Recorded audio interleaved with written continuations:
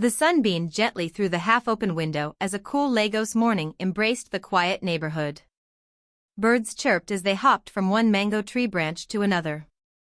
Inside a well-kept duplex painted in cream and wine, 8-year-old Rachel sat cross-legged on the living room floor, humming softly as she arranged her dolls in a neat row. The smell of freshly baked bread wafted from the kitchen where her father, Kenneth, stood in his apron, carefully preparing breakfast. "Princess, come set the table," Kenneth called, his voice warm and cheerful. "Yes, Daddy." Rachel jumped up with a giggle and skipped over to the dining table. She carefully placed the plates and cutlery where they belonged, glancing occasionally at her father as he flipped the last pancake onto the tray. To anyone looking in from the outside, Kenneth was the image of a perfect father. He was always around, always doting on his daughter. He walked her to school every morning, sat with her during homework, attended every school play, and even braided her hair on Sundays. Neighbors praised him endlessly. "Your husband is a good man, Chidima," they often told Rachel's mother. "Men like him are hard to find." Chidima would usually smile politely, her fingers quickly typing away on her phone as she managed yet another business deal remotely. She owns one of the most successful jewelry business in Lagos. She barely had time to enjoy the home she worked so hard to build. Her shop in Balagan Market attracted buyers from all over the world. She was either managing inventory, negotiating with suppliers, or traveling for business. "I'm doing all this for you, Rachel," she would say whenever her daughter pouted about her absence. "One day you'll understand." Rachel would nod quietly, forcing a smile. Though she longed for more time with her mother, her father filled the gap her mother's absence created, always ready to offer comfort, attention, and gifts. He was the father every child wished for, or so it seemed. But beneath Kenneth's gentle voice and warm smiles was a darkness Rachel couldn't understand. It started one night just days after her 8th birthday. The rain fell heavily outside, drumming softly against the roof. The dim glow of Rachel's bedside lamp cast long shadows on the pink-painted walls of her room. She clutched her teddy bear tightly, about to drift off when the door creaked open. Her father stood there smiling as usual. "Can't sleep, Princess," he whispered, walking in quietly. Rachel shook her head. "The thunder is too loud." Kenneth sat on the edge of the bed and gently stroked her hair. "Don't be scared. Daddy's here."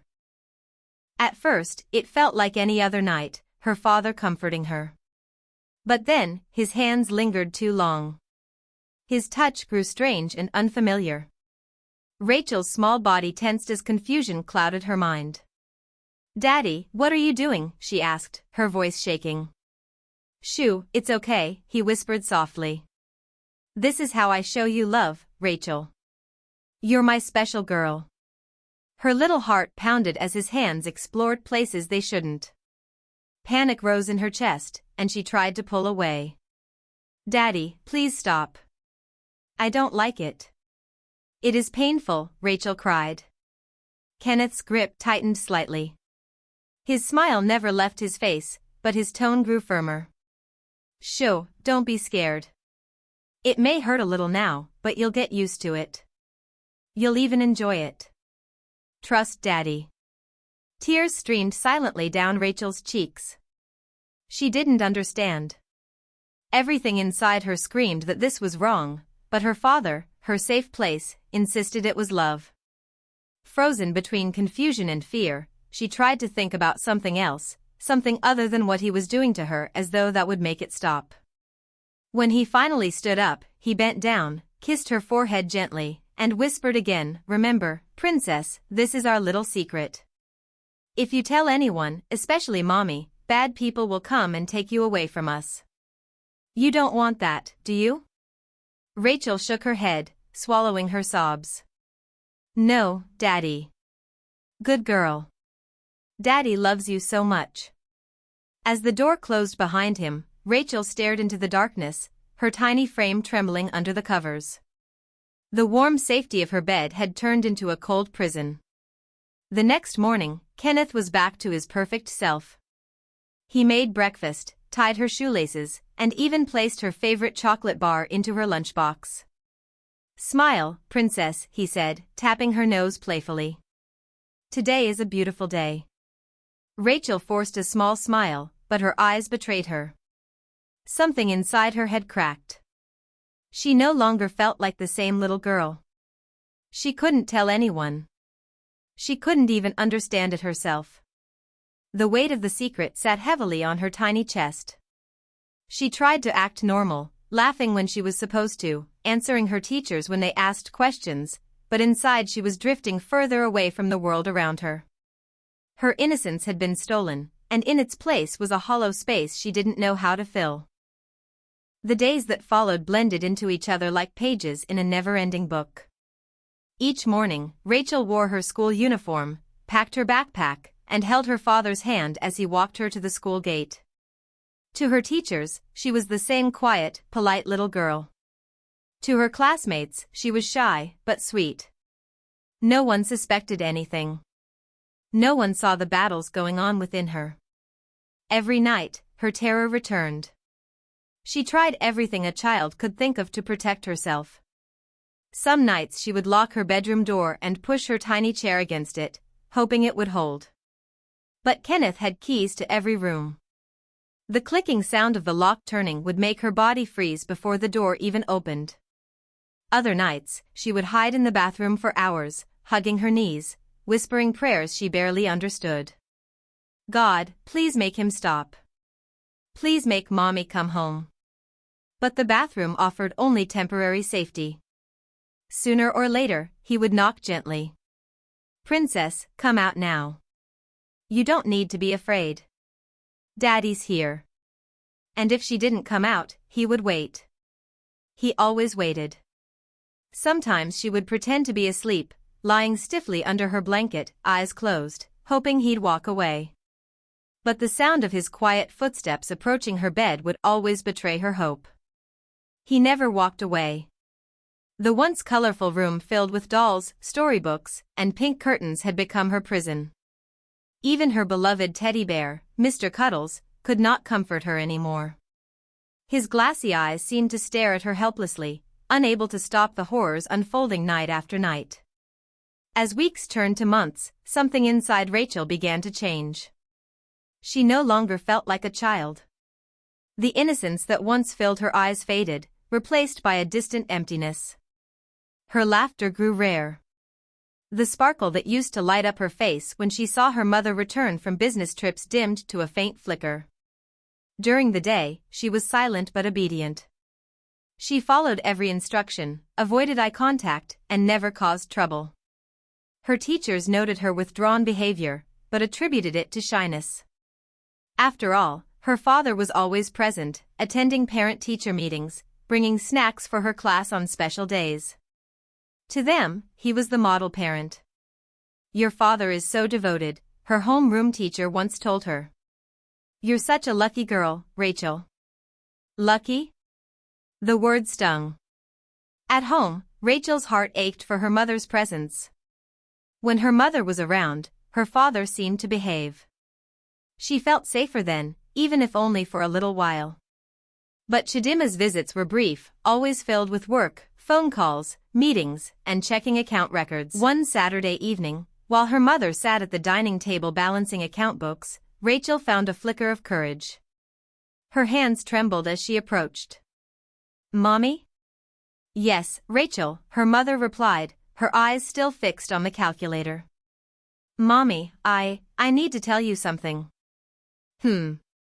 Chidimma glanced up briefly, noticing her daughter's pale face. "What is it, my dear? Is everything okay?" Rachel's voice cracked. Daddy, he hurt me, and I don't like it." Chidimma's brows furrowed slightly. She set the pen down but didn't seem alarmed. Instead, she sighed, brushing a hand over her forehead. "Rachel, not this again. You're starting to say strange things lately. Your father loves you and takes care of you. Don't say such things, eh? You know how hard he works for us." Rachel's lower lip trembled. "But Mommy, it's true." "Enough, Rachel. Her mother snapped, now visibly irritated. Please don't start causing trouble in this house. I don't have time for these stories. Your father has been nothing but good to you. The words hit Rachel like cold water. Her chest tightened. She opened her mouth to speak again, but no words came out. Chidima had already returned to her papers, dismissing her with a wave of her hand. Standing there staring at her mother's bent head, Rachel's small shoulders slumped. The only person who could have saved her had shut the door to her cries. That night, as she lay under her blanket, staring at the ceiling, the heaviness inside her grew unbearable. She felt as though she were slowly disappearing. The colors of her world were fading into gray. Her father's footsteps echoed once again down the hallway. She squeezed her eyes shut, but the tears still escaped, soaking into her pillow. In that moment, she realized something terrifying. She was alone. The house had grown colder in recent months. Not from the weather, but from the weight of what Rachel carried inside her small chest. Every passing day, her father grew bolder, more entitled, less careful. What had once been secretive became routine for him, as though his twisted actions were something normal, something allowed. He could no longer control himself. "You're growing up so beautifully, my princess," he would whisper as he ran his hands where they didn't belong. Only special girls receive this kind of love from their fathers. Rachel no longer cried aloud. She had learned that tears did not stop him. Her resistance had become internal, a battle of silent screams locked behind dry eyes. Still, her heart ached and her body trembled under his touch. Her soul begged for escape. One evening, as he approached her once again, she summoned what little strength she had left. "Daddy, please stop. I don't want this. I hate it. It hurts me." For a moment, there was silence in the room. She dared to think maybe her plea had reached him. Then his eyes narrowed. His soft voice became sharp, slicing through her hope. "Rachel," he said coldly. "Do you even know what you're saying? You are rejecting my love. My love is what keeps you safe. Do you want to be taken away? Do you want strangers to destroy our family? That's what happens when little girls say such things." His words wrapped around her like chains.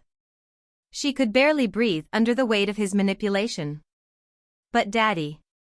"No." He snapped, gripping her small chin between his fingers. "Don't ever say that again."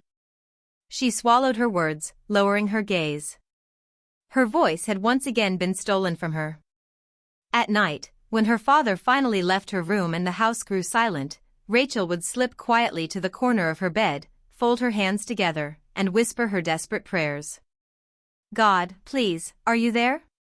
Can you hear me? Please make him stop. Please make Mommy see. Please, please send someone. Anyone. I don't want this anymore." The walls hurt her more often than heaven did. Every time she prayed, she hoped for a miracle. But each morning, the world remained the same. Her father's smile still greeted her at breakfast.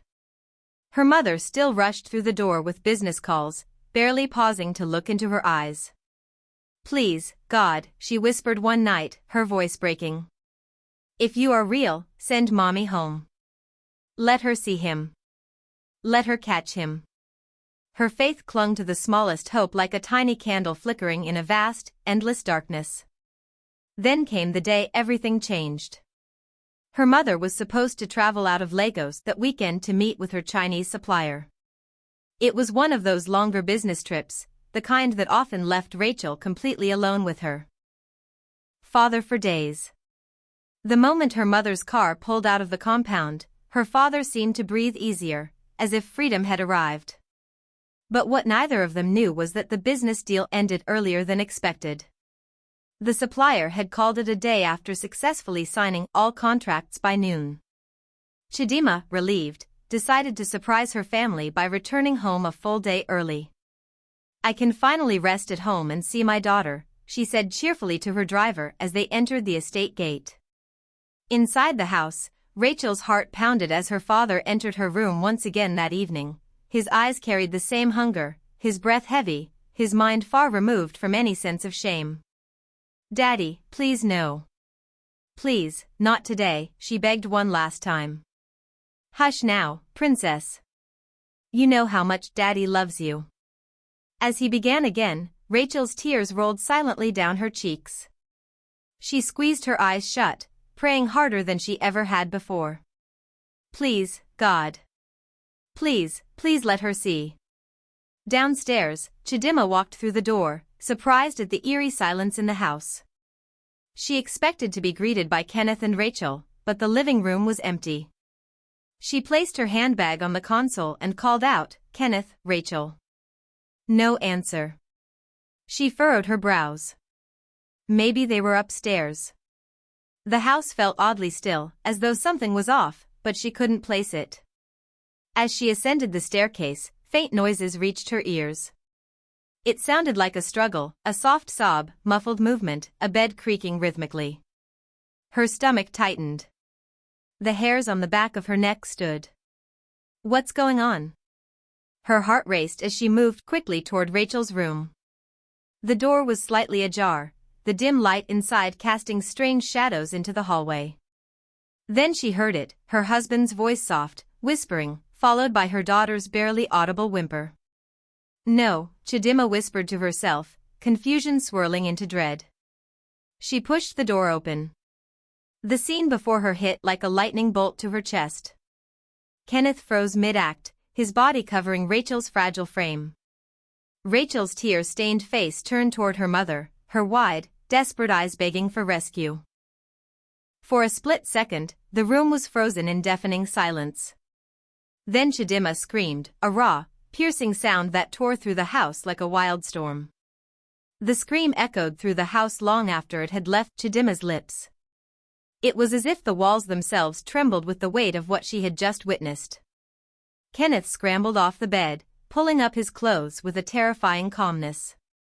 Rachel curled into herself, shaking violently, her face soaked with tears and shame. Chidima's legs buckled, but she gripped the door frame, forcing herself to stand as her entire world cracked apart in front of her eyes. "Kenneth, what? What is this?" Her voice came out, strangled between rage and disbelief. Kenneth stared at her unfazed. No shame, no remorse. He straightened his shirt slowly, almost casually, as though this was a simple misunderstanding that could be explained away. "You shouldn't have come back today," he said, his voice disturbingly calm. Chidima shook her head, her chest heaving. "What have you done, my child? My daughter?" Her voice broke into a sob. Still, Kenneth showed no sign of guilt. Instead, his lips curled into something that made her stomach turn. A mixture of annoyance and blame. "I did what any father would do for his daughter," he said, walking toward her, his tone cold, almost lecturing. "You were never around Chidima. You left me alone to raise her. You chose your business over your family. I did what I had to do. I gave her the love you couldn't." Chidima stumbled back, her hand flying to her mouth as bile threatened to rise in her throat. You're sick. You're a monster." "Am I?" Kenneth raised his voice slightly, his eyes darkening. "You have no idea what it's like to be home alone every day raising a child while you chase money. You abandoned us. Don't stand there acting holy." Her knees finally gave way and she sank to the floor, shaking her head over and over. The guilt he threw at her struck like arrows, piercing deeper than she wanted to admit. But no excuse, no manipulation, no twisted justification could ever make this right. "You touched our daughter," she whispered, her voice barely audible. "You stole her childhood." Kenneth's expression hardened. "You wouldn't understand. She needed me." Rage flared inside Chidima like wildfire. She shot to her feet. "I'm calling the police." She turned and hurried down the stairs, her hands trembling as she fumbled for her phone. Her heart raced and tears blurred her vision as she dialed. "Hello, police. Please, I need help. My husband, he's been abusing my daughter. My 8-year-old daughter, please come quickly. The officer on the other end of the line seemed unbothered. His voice far too calm for the urgency of the situation. Madam, we will send someone in the morning. It's late now. In the morning? Chidima screamed into the phone. He's in my house right now. Calm down, madam. We'll handle it. We'll send a team first thing in the morning. The line went dead. She stared at the phone in disbelief, her body shaking uncontrollably. Upstairs, Kenneth was pacing calmly as though nothing had happened. His confidence sent a new wave of panic through her. He knew no one would come. He knew how slow the system worked. That night, she didn't sleep.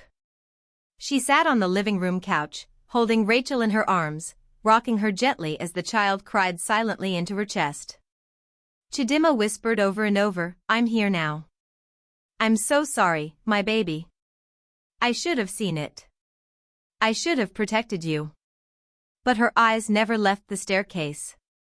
She was afraid, terrified that Kenneth might try to come downstairs, might try to get to them again. As dawn approached, she realized the house had gone silent. Cautiously, she crept upstairs to check. His room was empty. The closet doors swung open, revealing missing clothes. The back window was ajar. He was gone. Kenneth had escaped. When the police finally arrived hours later, there was nothing left for them to find. No sign of Kenneth, no clue where he had gone.